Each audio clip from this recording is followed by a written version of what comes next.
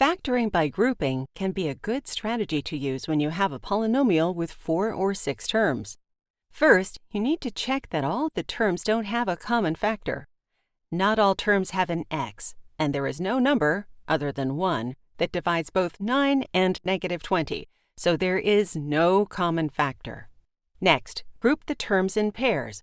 It's fine to change the order of the terms, but make sure the signs stay with the correct coefficient. In this problem, you could group the first 2 terms and the second 2 terms. Show the groups by placing the pairs in parentheses. Include the sign of the third term in the second set of parentheses. Always write an addition sign between the 2 sets. Once the expression is grouped into 2 sets, find the greatest common factor of each set. The greatest common factor of 9x squared and 12x is 3x. So 3x is written outside of the first set of parentheses. The greatest common factor of -15x and -20 is -5. So -5 is written outside of the second set of parentheses.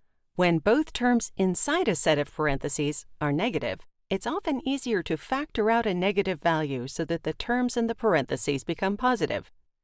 To determine what is written inside the parentheses, you need to divide each term by the greatest common factor, and the quotient is written inside the parentheses.